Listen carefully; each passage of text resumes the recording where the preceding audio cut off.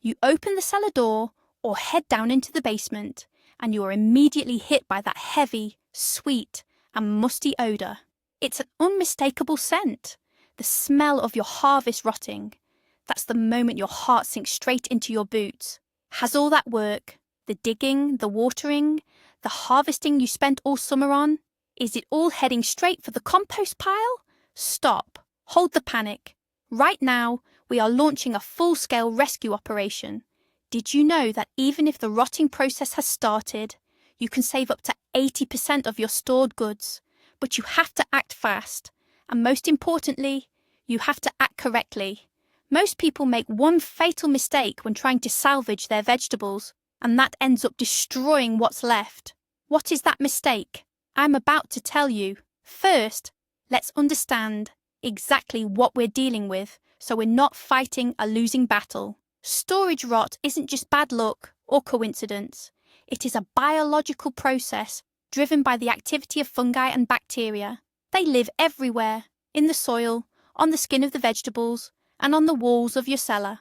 As long as the vegetable is healthy and the conditions are perfect, the fruit's natural immunity holds the line.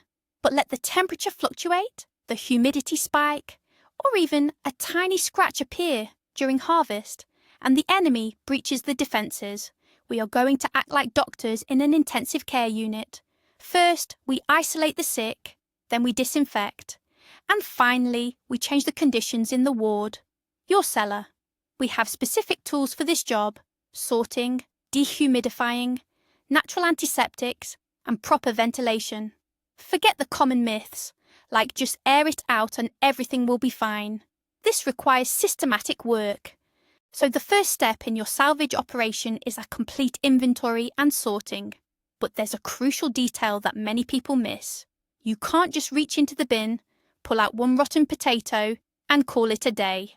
Fungal spores, like invisible dust, have already settled on the surrounding tubers. If you spot a patch of rot, you need to treat it like ground zero. Every vegetable that was touching the spoiled produce is contaminated, even if it looks perfectly healthy. These items must be immediately quarantined. Use them for cooking first. Make sure to wash and thoroughly cook them, but under no circumstances should you put them back into long-term storage. Your primary goal is to establish a buffer zone around the site of contamination. Remove not only the visibly rotten pieces, but also everything within a 4 to 6 inch radius. Ruthlessness now is the key to preserving the rest of your stock. Now let's talk about your safety, because this is absolutely critical. When you go down there to sort through those rotting vegetables, you are walking right into a cloud of mold spores. In the confined space of a cellar or basement, the concentration of those spores can be astronomical. Breathing that in is a direct attack on your lungs and your immune system. This isn't just a simple allergy issue. This is a real threat of developing aspergillosis or other serious respiratory illnesses. So, before you touch even one rotten carrot, put on a quality respirator or at least a heavy-duty mask. And make sure you wear gloves too. The fungus that causes rot on vegetables can easily trigger dermatitis on your hands, especially if you have tiny cracks or abrasions in your skin. Look after yourself. Those vegetables aren't worth spending the entire winter getting treatment for. Let's look at a specific enemy: potato, late blight, Phytophthora infestans. This is a classic storage issue. You will typically see firm, slightly sunken lesions that are either lead grey or dark brown. These spots penetrate deep into the flesh of the tuber, often appearing as rust-coloured streaks or veins. This condition starts as a dry rot, but if your cellar or storage area is damp, it quickly transitions into a wet, mushy rot. If you spot tubers with these symptoms, you need to know that a total culling is absolutely essential. Late blight frequently develops internally, meaning a potato that looks perfectly healthy on the outside may already be severely infected. When sorting, pay close attention to the weight of the tubers. Potatoes that feel suspiciously light are often already hollowed out, shriveled, or rotten inside. Also check the eyes of the potato. If the eyes have blackened, that is a sure sign of trouble. All suspicious potatoes must be immediately isolated and removed. And critically, Never, under any circumstances, throw the rotten material into your garden compost pile. Doing so is essentially setting a booby trap, contaminating your soil and guaranteeing a severe infection for the crop next season. But what do you do if your stored potatoes have turned into foul-smelling mush? This is wet, bacterial soft rot. It dissolves the vegetables into slime, and the odour is truly dreadful. The bacteria work incredibly fast, spreading infection to neighbouring tubers via contact with the leaking fluid. If you discover this surprise, you need to take swift, almost surgical action. Carefully, making sure not to smear the slime, remove the diseased tuber, along with any adjacent ones that might have even a single drop of the liquid on them. The area where the outbreak occurred must be generously covered with a mixture of ash and sand, or just pure ash. Ash is an excellent antiseptic and absorbent. It will dry up the affected area, effectively halting the spread, and create an alkaline environment that these bacteria simply cannot tolerate. Don't be stingy with the ash. Pile it on. Let's move on to carrots. Their main enemy is white rot, or sclerotinia. You've probably seen that white, fuzzy, cotton-like mould that turns the root vegetables soft and slimy underneath. The trouble with carrots is their thin skin, which allows the infection to spread like wildfire throughout the entire batch. If your carrots are stored in bulk, saving them is difficult, but not impossible. You'll need to sort through the entire lot, every single piece. After sorting, the healthy root vegetables must be dusted with chalk. Simple construction or feed-grade chalk creates an alkaline surface environment that prevents the fungal spores from germinating. You don't need much chalk, about 200 grams for every 10 kilograms of carrots. It's a simple, incredibly cheap, yet tremendously effective method. Here's another clever trick to save your carrots, especially if the rot has just started and your root cellar humidity is out of control. This involves using either sphagnum moss or dry onion skins. Once you've sorted through your carrots, but you're worried the issue might recur, layer them with dry sphagnum moss. Sphagnum moss has powerful antibacterial properties. It's essentially nature's antibiotic. Plus, it's excellent at regulating moisture. It absorbs excess humidity from the air without letting the carrots dry out. If you don't have moss available, use plenty of dry onion skins instead. The potent compounds in the onion skins, phytoncides, kill many types of fungus and mould. Once the decay process has started, simply covering the carrots with sand is too late. You need an active material with strong antiseptic properties to stop the spread immediately. Beets are generally tougher and more resilient, but they are still susceptible to diseases like foamer rot, or heart rot, and common storage decay. Foamer rot often starts in the garden due to a boron deficiency, and once the beets are put away in the root cellar, internal voids with black mouldy deposits begin to form. This damage can be completely hidden until you slice the beet open. However, if you spot firm, black patches on the exterior, consider that a clear warning sign. If you find spotted beets, use them immediately. Just trim off the bad parts and toss them into your borscht. For the healthy beets, the best way to store them is right on top of your potatoes. This is an old-school method passed down by generations that genuinely works. The potatoes naturally release moisture, which the beets happily soak up. This means the potatoes don't get soggy and the beets don't shrivel. It's a perfect symbiosis that helps both crops stay fresh longer. Cabbage frequently suffers from issues like grey mould and soft rot. If you spot a fuzzy grey film on the outer leaves, don't panic. It's not a total loss. Cabbage is practically designed to be peeled. Simply strip away the outer layers until you reach the clean, healthy, crisp head. Don't worry about those damaged leaves. They are inedible at this point. After this trimming, you must dust the head with chalk or ash immediately to dry the cut surfaces. Store it separately, preferably on a slatted shelf, ensuring air circulates from all sides. Wrapping each head in newspaper or plastic wrap is also a good option, but only once you're absolutely certain that the cabbage is completely dry and clean. When it comes to onions and garlic, things get tricky. Onion neck rot is sneaky because it enters through a poorly cured neck. An onion might look perfect on the outside, but press near the base and you'll find it soft and foul-smelling. If you find even one infected onion in your crate or braid, you'll have to go through the lot, checking the neck of every single bulb. Discard anything suspicious immediately. The healthy onions you saved need urgent, additional drying. If your cellar is damp, take the onions home into a warmer environment. Spread them out near a radiator or in any dry, warm spot for a couple of weeks. Onions store perfectly well at room temperature if the air is dry. However, damp cellar conditions are certain death for any bulb that has already started to rot. Now, regarding the environment, rot loves humidity. If you have condensation dripping from your cellar ceiling, you're essentially watering the mold yourself. You need to dry out the air immediately. The quickest method, if you can't run a heat blower or powerful dehumidifier, is to use quicklime. Place a bucket or large basin filled with quicklime inside the cellar. It aggressively draws moisture out of the air while simultaneously disinfecting it with its vapours. Use extreme caution. Always wear safety glasses and gloves, as the chemical reaction generates heat. Alternatively, you can place out containers filled with coarse salt or charcoal. These are also good moisture adsorbents, though they are less powerful. Remember to replace them once they become saturated.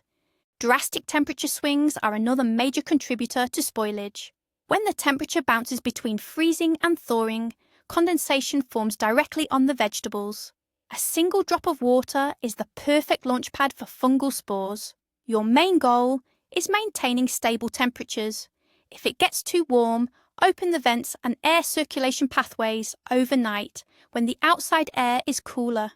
If it gets too cold and you risk freezing the produce, cover the storage piles with old blankets, straw, or burlap sacks. But remember, the covering must be breathable. Using plastic sheeting or polyethylene covers is a common mistake. Trapped under plastic, the vegetables will essentially suffocate and rot from their own moisture much faster than they ever would from the cold. Your cellar's ventilation is its lungs. If the air is stagnant, mold spores build up quickly and settle on everything. Check to make sure your exhaust vents are actually working. Often, the vent pipe is simply blocked from the outside by cobwebs, leaves, or packed snow. Clear out the ventilation ducts. If the natural draw isn't powerful enough, you can temporarily install a small inline duct fan, like the ones used for bathroom ventilation, right into your exhaust pipe. Run it for at least a couple of hours a day. Forcing the air to circulate will drop the humidity and prevent mold spores from settling comfortably on your stored vegetables. This small investment in electricity will save you countless bags of stored produce. Now let's address disinfecting the storage area when your produce is already in place. You absolutely cannot use sulfur candles or sulfur fumigation. Remember this, never use sulfur when the cellar is full. The sulfur dioxide released during burning turns into sulfuric acid when it contacts moisture on the vegetables. You will essentially chemically burn your entire stock, rendering it unsafe to eat. Sulfur candles are strictly for empty cellars or storage areas. So, what options do you have if the produce is already stored? Use an ozone generator if you can access or borrow one. Ozone is highly effective at killing mold and bacteria and conveniently breaks down into pure oxygen afterward. Alternatively, you can use germicidal, ultraviolet, UV lamps, but proceed with caution. The light must not directly strike your potatoes, as UV exposure causes them to turn green. If you don't have access to high-tech solutions, we rely on proven biological preparations, such as phytosporin or trichodermin. A crucial warning here, do not water the vegetables directly, as this only encourages dampness and moisture buildup. Instead, you can spray the walls and shelves after you finish sorting and cleaning them. Better yet, use the dry forms of these preparations, or mix them directly with the sawdust and sand that you use to layer your root crops. The beneficial organisms like Bacillus subtilis bacteria or the trichoderma fungus will then engage the pathogens, consuming them and protecting your stored harvest. This is biological warfare on a micro level, and we are definitely fighting on the side of the good guys. Let's talk about storage. Where are you keeping your vegetables? If you are using solid plastic bags, or worse, heavy, lined feed sacks, you need to get your produce out of them immediately. These containers offer no ventilation. The vegetables heat up, they start to sweat, and quickly begin to rot. The best storage containers are slatted wooden crates or plastic mesh boxes. These allow for continuous cross-flow ventilation. If you are storing your crops loosely in bulk bins or cellar rooms without crates, you must place wooden slats or pallets on the floor. This creates an essential air gap, at least 4 to 6 inches, between the floor and the produce. Your vegetables should never directly touch a concrete or dirt floor. Speaking of apples and pears, storing them in the same root cellar as potatoes and carrots is actually a major problem. Ripe fruits emit ethylene, a gas that rapidly accelerates the ripening and decay of everything nearby. This gas causes potatoes to sprout prematurely, while carrots wilt quickly and become vulnerable to rot and mould. If you don't have a separate storage room, you need to isolate the fruits as much as possible. Place them on the highest shelf. Ethylene is heavier than air, but convection currents will still move it around. Another effective option is to keep them in tightly sealed bins, but you must regularly air out those containers. Ideally, however, you should separate them entirely, moving them to completely different corners of the basement or cellar. Dealing with ceiling condensation. When the ceiling gets wet, drops fall right onto the top layer of your stored produce, and that's where the rot begins. Install a false ceiling, or just stretch a sheet of plastic or heavy fabric below the existing ceiling. Angle it like an umbrella so the condensation runs off to the side into waiting buckets instead of dripping onto your harvest. This is only a temporary fix, but it is highly effective. You can also wipe the ceiling itself with a cloth dipped in a copper sulfate solution. This will kill any mould that has likely already settled there and is dropping spores down into your storage area. Another folk remedy with a verifiable scientific basis is the use of natural protector plants. When storing potatoes and beets, you can place leaves of rowan, fern, ground elder, or mugwort in the storage crates. These plants release phytoncides, which inhibit the development of decay-causing bacteria. While this isn't a cure-all for severe contamination, it works excellently as an auxiliary measure after sorting and cleaning the produce. Ensure the leaves are completely dry. Dry sprigs of pine or spruce laid on top of the vegetables are also highly effective, creating an additional fungal barrier. It's also crucial to reassess your consumption strategy. If you notice that a specific variety of potato or carrot isn't holding up as well as the others and is starting to spoil first, use it immediately. Don't try to save it for later. Instead, save the hardiest, longest-storing varieties, the ones that still look absolutely perfect for future use. Get a jump start on processing and preserving. Ferment the cabbage, grate and freeze the carrots, or make a beet relish. It's much better to spend a weekend converting your produce and keeping it safe in a jar or the freezer than to be hauling buckets of spoiled food to the trash just a month from now. And finally, start keeping track. You can use a dedicated logbook or simply make notes right on your calendar. Note when the rot started, which vegetables were affected, and what the weather conditions were at the time. This is invaluable information you can use next season. Maybe you need to switch to varieties that store better. Or perhaps you need to adjust your growing methods. For example, did you overdo it with nitrogen fertilizer? Too much nitrogen makes produce watery and much more susceptible to decay. Remember, the real fight for a good harvest starts not in the cellar, but back in the spring, out in the garden bed. But for now, following this immediate plan will help you save what you still have left. Act decisively, be ruthless about removing anything infected, and those healthy, dry vegetables will keep you supplied right until next summer. So we've covered the complete action plan. The main thing you need to remember is this: decay is not a disaster, it's a signal to act. Timely sorting, moisture control, proper ventilation, and the use of safe, natural antiseptics like wood ash or chalk can truly work wonders. You can emerge victorious from even the most challenging situation and save the bulk of your stored harvest. Don't give up. If you found this information helpful, Please give this video a thumbs up and subscribe to the channel so you don't miss our preparation tips for the next growing season. Now tell us in the comments, what is the most unusual vegetable storage method you have tried, and did it actually work? Let's discuss your experience. See you in the next video.